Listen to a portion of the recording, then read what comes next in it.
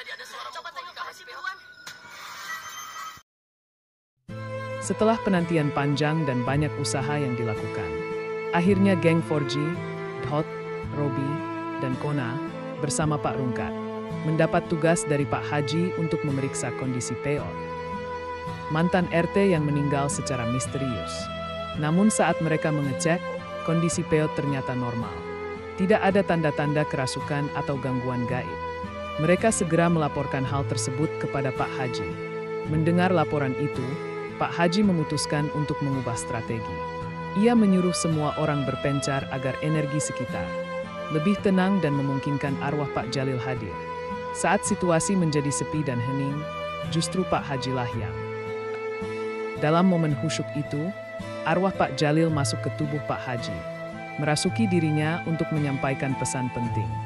Geng 4G bersama Yusuf dan Pak Rungkat segera berkumpul setelah melihat perubahan pada Pak Haji. Mereka sadar, arwah Pak Jalil sedang berkomunikasi melalui tubuh Pak Haji. Ia tidak meninggal karena masuk angin seperti yang diberitakan, melainkan diracun. Pak Rungkat yang mendengar hal itu langsung menangis haru. Sebelum lanjut, mohon subscribe channel ini dan tonton sampai akhir. Dan berikan komentar terbaik kalian teman-teman. Mengenang sahabat lamanya yang meninggal secara tidak wajar. Ia bertanya penuh emosi, "Siapa yang tega ngeracunin lu, RT?" Arwah Pak Jalil pun mengungkapkan bahwa pelakunya adalah Dewi.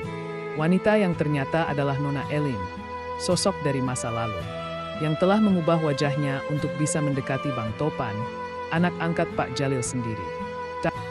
Arwah Pak Jalil menjelaskan bahwa ia melarang Dewi Nona Elin menemui Bang Topan karena curiga pada niatnya. Tak lama setelah larangan itu, ia dibunuh.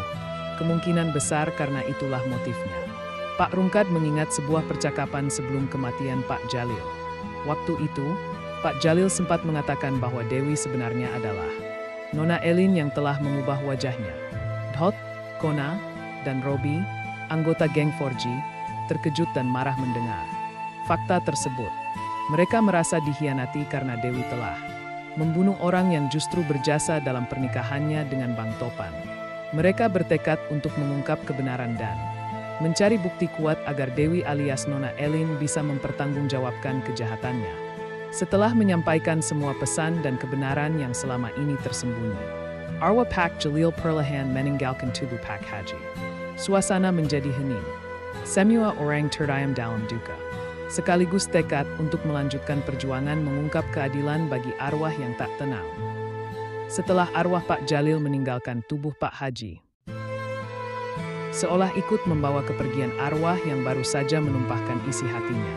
Pak Haji limbung, lelah setelah menjadi perantara. Yusuf memapahnya pelan.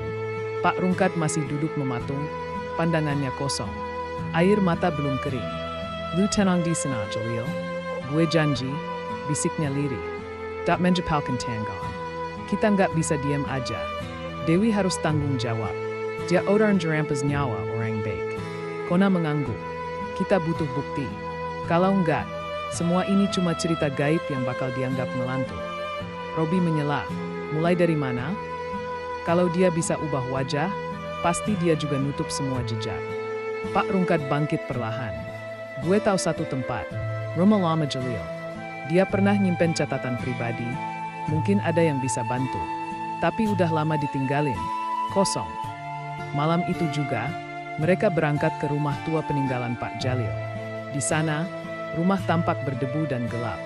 Tapi sesuatu terasa. Hedap, aura Pak Jalil masih kuat di tempat itu.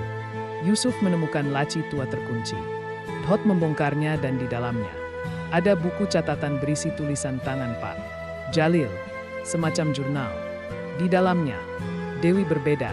"Sejak aku larang dia menemui Topan, matanya berubah. Aku takut ini lebih dari cinta. Ini obsesi. Dan aku mencurigai wajahnya bukan wajah asli."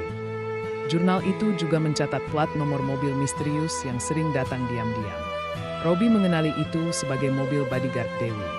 Kona, yang punya koneksi dengan teman hacker, mengusulkan untuk melacak nomor plat dan data medikal.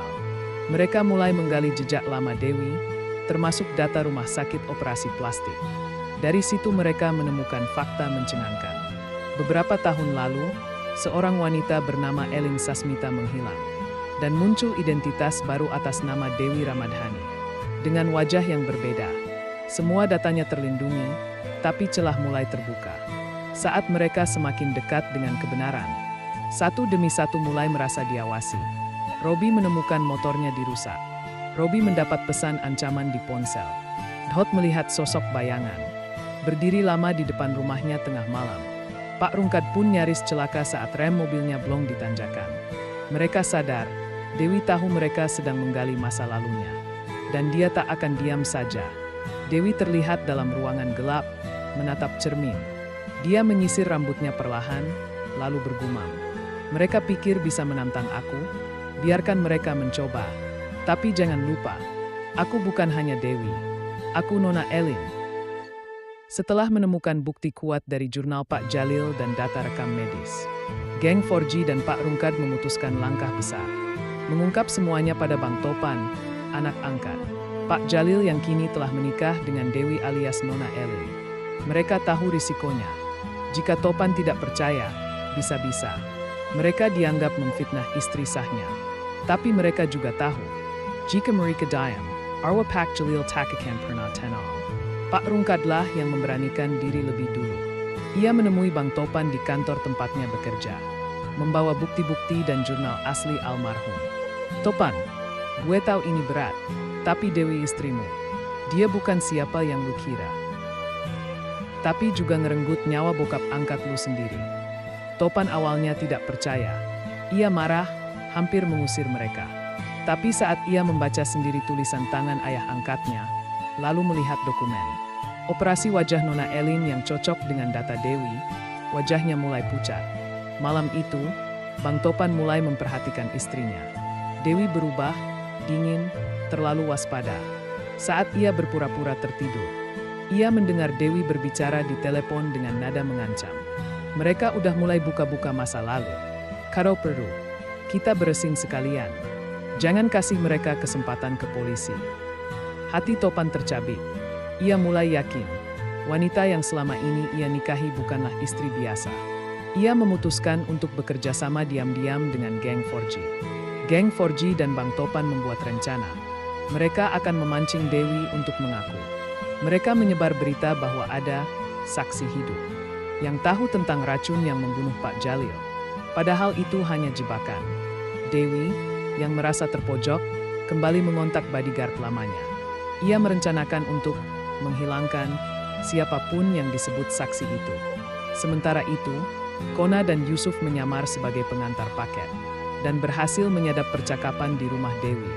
Rekaman itu berisi sebagian besar pengakuan Dewi tentang masa lalunya sebagai Nona Elin dan bahwa ia memang membenci Pak Jalil karena dianggap memisahkannya dari Topan. Naaman arwah Pak Jalil bilam selesai. Rumah Dewi mulai dihantui. Sermon ritak sendiri, payangan lelaki tua mangkal di dapur suara. Topan buka matamu, terdengar di malam hari. Dewi makin tertekan. Ai histeris. Topan akhirnya bertanya secara langsung. Lo siapa sebenarnya? Ellen? Dewi, kenapa lo bisa tega ke bokap? Dewi pun meledak. Ia akhirnya mengaku, dengan tatapan penuh dendam. Dia yang misahin aku dari kamu.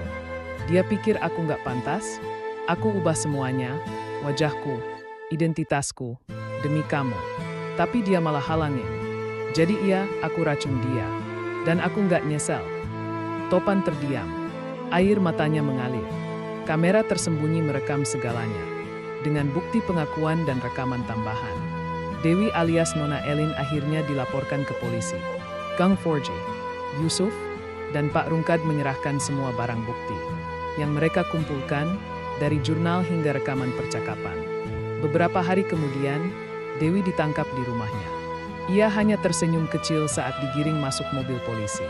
Kalian menang hari ini, tapi cinta nggak pernah salah.